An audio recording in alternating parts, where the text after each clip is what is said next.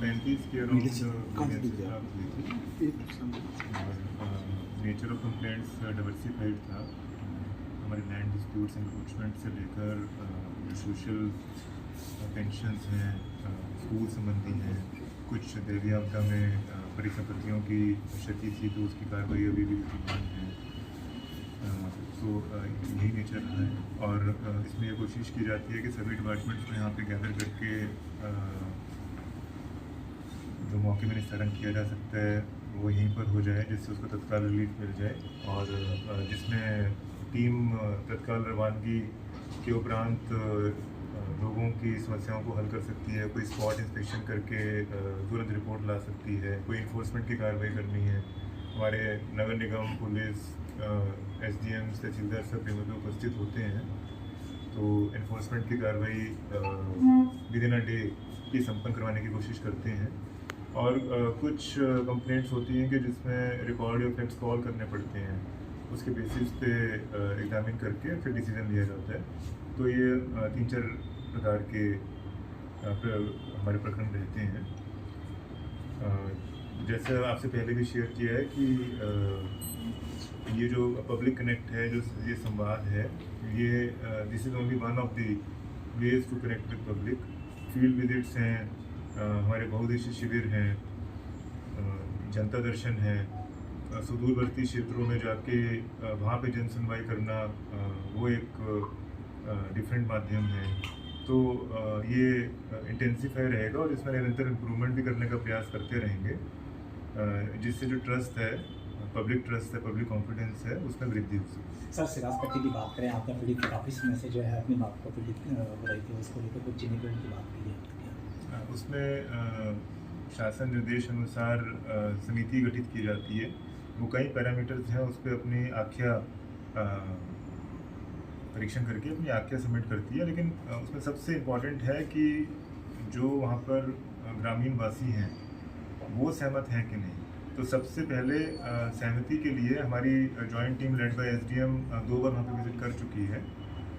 उनकी सबकी सहमति आ जाती है तो जो बाकी पैरामीटर्स हैं उस पर आख्या लग जाएगी। सेकेंडली, उनकी तरफ से ये भी डिमांड है कि यदि हमारा ये ऑल्टरनेटिव रास्ता का कुछ समाधान निकल सके तो हो सकता है कि वो इस विस्थापन वाले ऑप्शन को फोरगो भी कर दें। तो अभी हमारी टीम उनके साथ निरंतर संपर्क में है, जैसा ग्रामवासी चाहेंगे वैसा ही हम रेकमेंड करें। ट्रैफिक व्यवस्था की बात करें, वो पूरी तरीके से चरमरा रखी है, खास करके उसका ड्रॉबैक कहा जाए तो अतिक्रमण उसका सबसे बड़ी बात होती है। उसको लेकर कोई बैठक होना है? देखिए, ट्रैफिक कंजेशन का प्रॉब्लम मल्टी प्रॉन्ग्ड रहता है। हमारे रोड्स की कैपेसिटी क्या है, विड्थ क्या है, नंबर ऑफ पर्सनल व्हीकल्स दिन प्रतिदिन कितने बढ़ रहे हैं, पब्लिक ट्रांसपोर्टेशन में लोगों का कितना रुझान है और हम कितने बेहतर पब्लिक ट्रांसपोर्ट उपलब्ध करवा पा रहे हैं।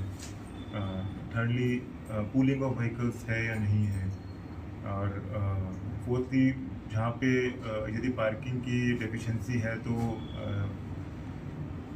राइट ऑफ वे में ही मजबूरन लोगों को पार्क करने पड़ते हैं। तो इसी के चलते प्रयास किए जा रहे हैं कि हम पार्किंग स्पेसिस को भी बढ़ाएं। कहीं पे चौंक्स बनाने हैं तो ट्रैफिक रेगुलेट हो जाए तो वहाँ पे चौंक्स प्रस्तावित भी किए जाएं।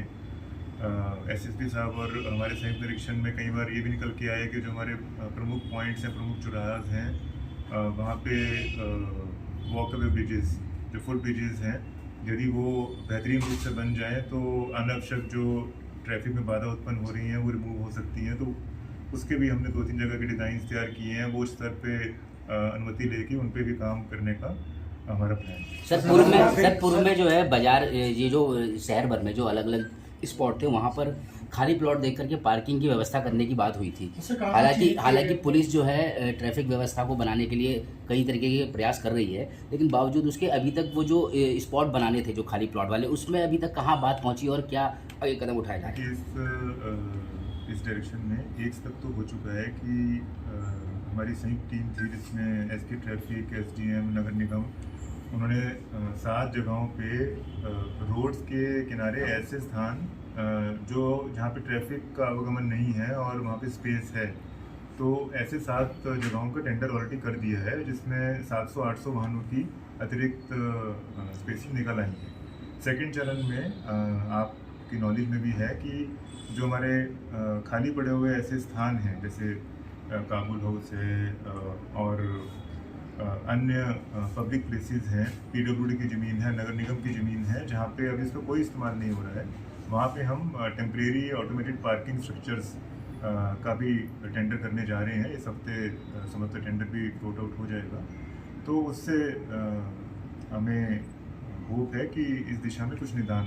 सर देहरादून के जो बाजार हैं साप्ताहिक की अवकाश कहीं भी दिखाई नहीं देता है। यदि इस संबंध में कोई भी स्पेसिफिक कंप्लेंट्स आती है तो इसमें आवश्यक कार्रवाई करेंगे। सर स्ट्रीट लाइटों का काम जिस कंपनी को दिया गया था उससे छीनकर जो है नगर निगम ही इस पूरी स्ट्रीट लाइटों के काम को देखेगा, क्या कुछ सर पूरा रोड मैप रहेगा और क्या हमारे नगर निगम का टेंडर ऑलरेडी रेडी है, RFP रेडी है। जब तक RFP हमारा प्लेस में नहीं आ रहा है, एग्जीक्यूट नहीं हो पा रहा है, तब तक हमने 35 टीमें ऑलरेडी रेडी कर ली हैं। उसका लॉन्च भी अभी हमारा 1-2 दिन में प्रस्तावित है और उनके अलग अलग डेडिकेटेड व्हीकल्स प्रोवाइड किए गए हैं।